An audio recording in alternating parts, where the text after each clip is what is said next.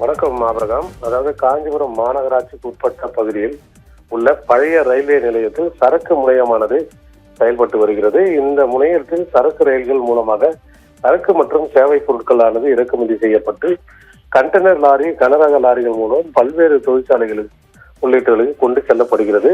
இந்த நிலையில் கர்நாடகா மாநிலத்திலிருந்து சரக்கு ரயில் மூலம் சென்னையில் உள்ள தொழிற்சாலை ஒன்றிற்கு இரும்பு தகடுகள், ஸ்டீல்கள், ரோல்களை இறக்குமதி செய்வதற்காக இம்முனையத்தில் இறக்கப்பட்டன.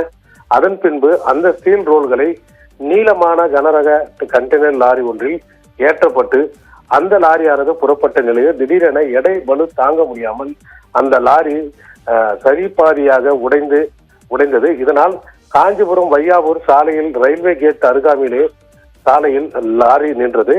இதனால் காஞ்சிபுரத்திலிருந்து வையாவூர் செல்லக்கூடிய சாலை 2 மணி நேரமாக போக்குவரத்து பாதிப்பு ஏற்பட்டது. தகவல் அறிந்து அங்கு விரைந்து வந்த போலீசார் லாரியில் இருந்த ஸ்டீல் உருளைகளை ஜேசிபி கிரேன் இயந்திரம் மூலமாக அப்புறப்படுத்தினர். லாரியை மீட்டெடுக்கும் பணியில் ஈடுபட்டு பல மணி நேரங்கள் போராட்டத்துக்கு பிறகு தற்போது போக்குவரத்தை சீர் செய்து வருகின்றனர். ஆபிரகாம். தகவலுக்கு நன்றி மனோகரன்.